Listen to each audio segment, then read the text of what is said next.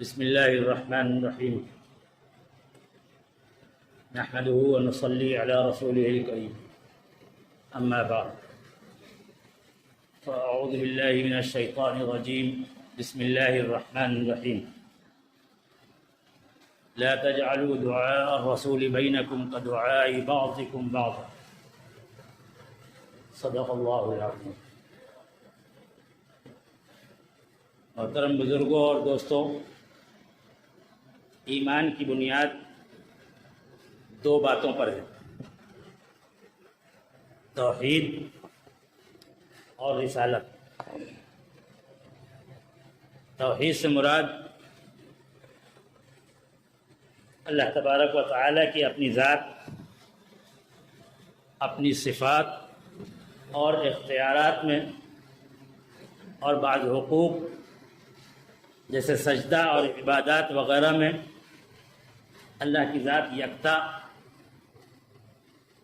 اور تنہا ہے، اس کا کوئی شریک نہیں۔ رسالت سے مراد یہ ہے کہ اللہ رب العزت انسان کی ہدایت اور اس کی تعلیم و تزکیے کے لیے وقتاً فوقتاً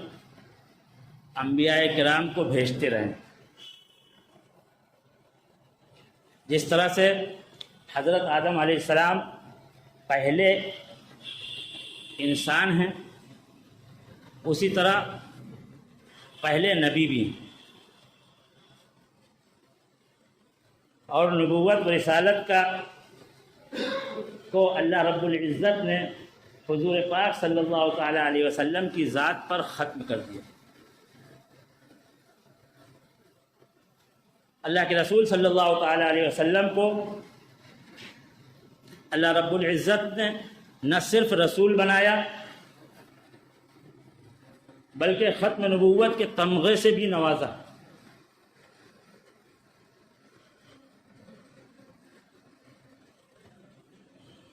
یہ ربیع الاول کا مہینہ ہے۔ اس مہینے آپ کے تعلق سے کتنے ہی واقعات واقع ہوئے ہیں، کتنے ہی واقعات آپ کے متعلق ہیں۔ ہم اس بات پر غور کریں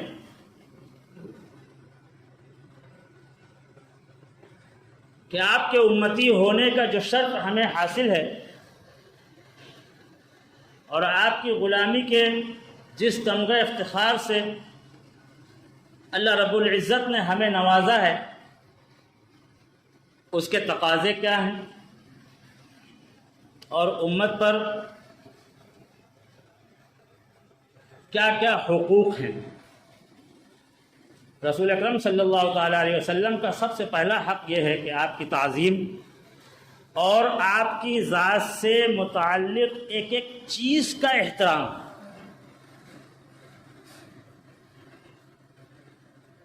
امت کا نبی کے ساتھ تعلق محض قانونی تعلق نہیں ہے کہ محبت و احترام سے خالی ہو، بلکہ نبی کے ساتھ امت کا تعلق خالص روحانی اور ایمانی تعلق،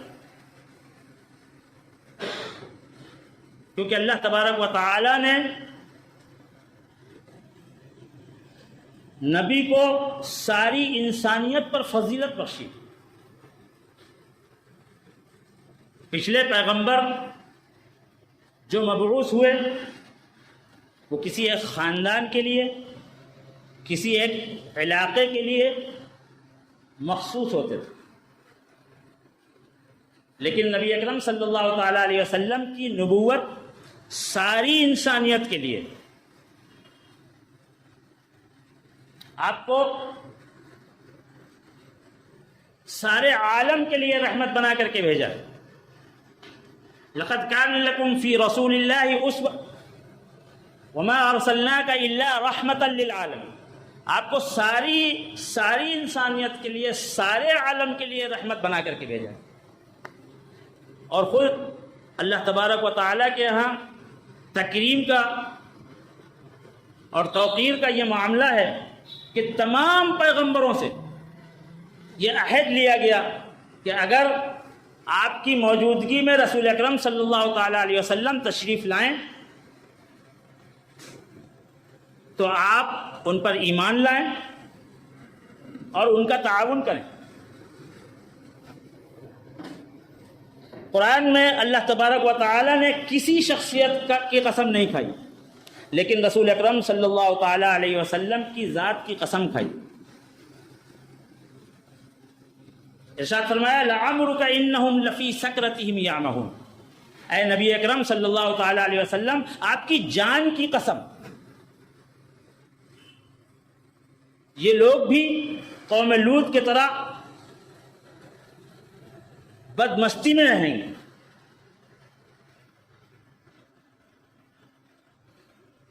قرآن کے مطالعے سے ہمیں یہ معلوم ہوتا ہے کہ اللہ تبارک و تعالی نے تمام انبیاء کرام کو ان کے نام سے مخاطب فرمایا،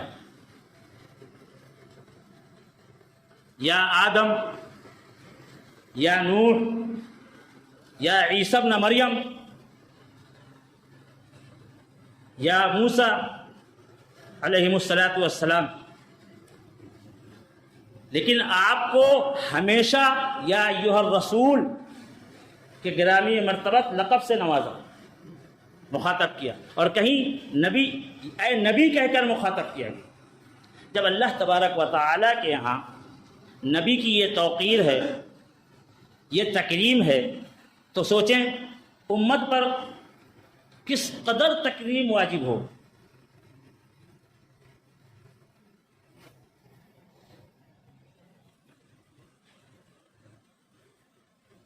رسول اکرم صلی اللہ تعالی علیہ وسلم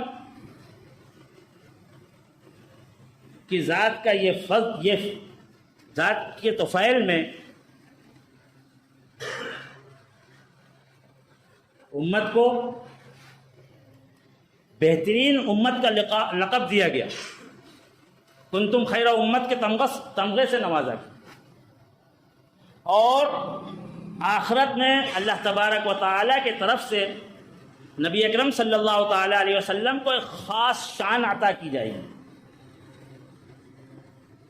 نفسا نفسی کے اس دن میں بھی آپ کو شفاعت کا حق دیا جائے گا۔ جب سیدنا آدم علیہ نبینا علیہ الصلاۃ والسلام سے لے کر کے حضرت عیسیٰ علیہ السلام تک سارے نبی نفسی نفسی کر رہے ہوں گے، سب کو اپنی فکر ہوگی، اس دن رسول اکرم صلی اللہ تعالی علیہ وسلم امتی امتی کر رہے ہیں۔ آپ کو یہ خاص فضیلت ہے، اس دن بھی آپ کو شفاعت کا حق دیا جائے گا۔ رسول اکرم صلی اللہ تعالی علیہ وسلم کے احترام کا یہ تقاضا ہے کہ آپ کا نام نامی جب بھی سامنے آئے، جب بھی آپ کا نام لیا جائے اور آپ کا اسم گرامی جب سامنے آئے تو درود شریف پڑھنا چاہیے، نام لینے والا بھی درود پڑھے اور سننے والے بھی درود پڑھیں۔ اللہم صلی علی سیدنا محمد وعلی آل سیدنا محمد وبارک وسلم۔ قرآن نے اس چیز سے بھی منع کیا ہے کہ تم رسول اکرم صلی اللہ تعالی علیہ وسلم کا نام لے کر کے مت پکارو، جس طرح آپس میں ایک دوسرے کو آواز دیتے ہو اس طرح سے آواز مت دو۔ ارشاد فرمایا لا تجعلوا دعاء الرسول بینکم کدعاء بعضکم بعضا، کہ جس طرح تم ایک دوسرے کو آواز دیتے ہو اس طرح سے آواز دے کر کے مت پکارو، اور حضور اکرم صلی اللہ تعالی علیہ وسلم کے سامنے اپنی آواز کو بلند مت کرو۔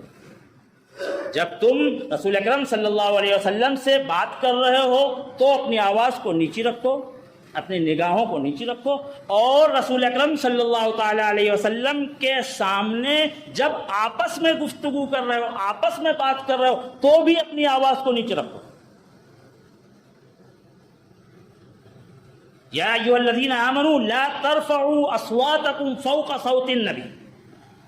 نبی اکرم صلی اللہ تعالیٰ علیہ وسلم کے سامنے اپنی آواز کو نیچے رکھو، قیامت تک کے لیے یہ حکم۔ کہ آپ صلی اللہ تعالیٰ علیہ وسلم کا تذکرہ ہو رہا ہو تو درود شریف پڑھیں اور نیچی آواز میں بات کریں، یہ آپ کا احترام۔ احترام نبوی کا ایک بہت اہم پہلو یہ ہے کہ آپ کی سنتوں کا احترام ہو، کیونکہ آپ کے معمولات کو آپ کی ذات کے ساتھ نسبت حاصل ہے، اس لیے یہ افعال کوئی معمولی افعال نہیں ہیں، ان کو اپنی زندگیوں میں اتاریں۔ اور محمد رسول اللہ صلی اللہ تعالی علیہ وسلم سے کہ احترام کا تقاضا یہ ہے، ایک پہلو یہ ہے آپ سے محبت کا کہ آپ کے ان علوم سے بھی محبت ہو جو آپ کی ذات سے وابستہ ہیں، قرآن کی محبت، حدیث کی محبت اور قرآن و حدیث پر مبنی علوم کی محبت۔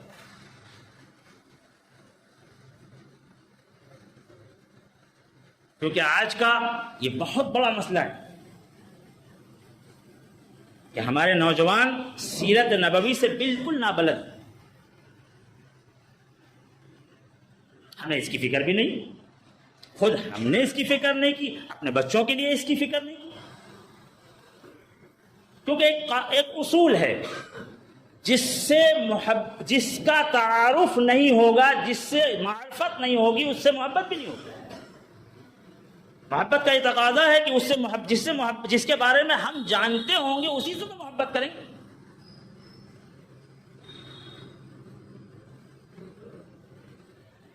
آج ہم یا تو اس چیز سے بالکل واقف نہیں ہیں، نہ ہمیں اس کی فکر ہے۔ ہمیں یہ تو معلوم ہے کہ کوئی کرکٹر اس نے اپنی زندگی میں کتنی سنچریاں ماری ہیں، کتنے میچز کھیلے ہیں، کوئی فلم اسٹار اس نے کیا کیا فلمیں بنائی ہیں، یہ تو ہم جانتے ہیں، اس کے تذکرے بھی کرتے ہیں، لیکن کیا ہمیں اس کی فکر بھی ہے کہ ہمارے بچوں کو نبی اکرم صلی اللہ تعالیٰ علیہ وسلم کی سیرت کا بھی علم ہو، اس کے مطالعے کی فکر ہو، اس کا انتظام ہم کریں؟ اور جو لوگ پڑھتے بھی ہیں ان میں سے بعض طلباء تو ایسے ہیں جو مستشرقین کی کتابوں سے سیرت نبوی کو پڑھتے ہیں، اور مستشرقین کی کوشش یہ ہوتی ہے کہ تحسین و اعتراف کے ساتھ، توقیر و احترام کے ساتھ ساتھ بین السطور کچھ ایسی باتیں تحریر کر دی جائیں اور کی جا رہی ہیں کہ جن کے مطالعے کے بعد رسول اکرم صلی اللہ تعالی علیہ وسلم کی عظمت کم ہو جائے۔ جس طرح سے بعض انقلابی شخصیتوں کے بارے میں پڑھا جاتا ہے، اس انداز سے سیرت نبوی کا مطالعہ ہو، یہ مستشرقین کی کوشش ہے۔ ہم کب اس کی فکر کریں گے کہ ہم اپنے ان بچوں کو جن کو سیرت نبوی صلی اللہ تعالی علیہ وسلم کے مطالعے کا شوق ہے، اول تو اکثریت تو ہے ہی نہیں، لیکن جن کو ہے ان کو کن کتابوں سے سیرت پڑھائی جائے، کون سی ایسی کتابیں ہوں کہ جن سے ان کو سیرت پڑھائی جائے۔ سب سے اہم بات یہ ہے کہ ہم اس کی فکر کریں، اس کا اہتمام کریں کہ ہم ان کتابوں سے اپنے بچوں کو سیرت پڑھائیں جو کتابیں احترام و عقیدت و احترام کے اور تکریم و توقیر کی روشنائی میں ڈبو کر کے لکھی گئی۔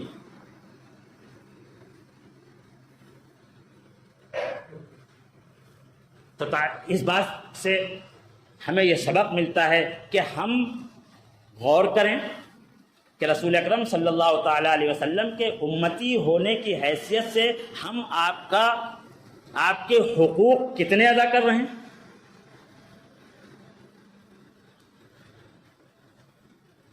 اور